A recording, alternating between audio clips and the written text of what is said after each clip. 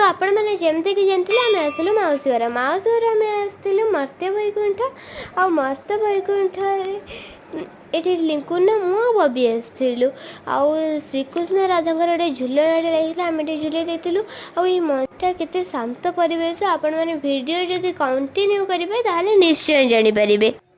ये पार्क सहित श्रीकृष्ण आगे लक्ष्मी मूर्ति होता आपण मैंने जब ये आसवा चाहूबे ताहले जाजपुर डिस्ट्रिक्ट रसनपुर ब्लॉक आदमपुर ग्राम को आसबे आपन को ये मंदिर मिल जाव।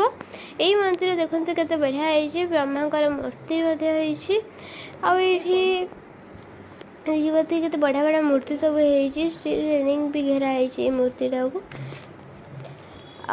आपण मैं जब जाजपुर डिस्ट्रिक्ट लोक होते निहाती कुआखिया जानते आ कुआखिया डाहाण को 7 किलोमीटर ग्राम आदमपुर से आपण मानक ये मंदिर मिल जाव। ये देखो सावित्री आ सत्य मानकर मूर्ति होती रामचंद्र केमती सबरंटू गोली खाई से मूर्ति सहित द्वादश ज्योतिर्लिंग अच्छी।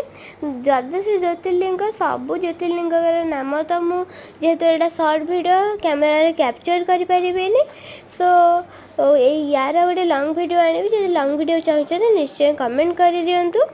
ये श्रीकृष्ण मूर्ति होती अन्नपूर्णा और शिवंकर तापर मंदिर पछपट थी पोखरी को मिल जाइलु से बढ़िया शांत परिवेश से बसिक आप फैमिली सह टाइम स्पेंड करेंगे।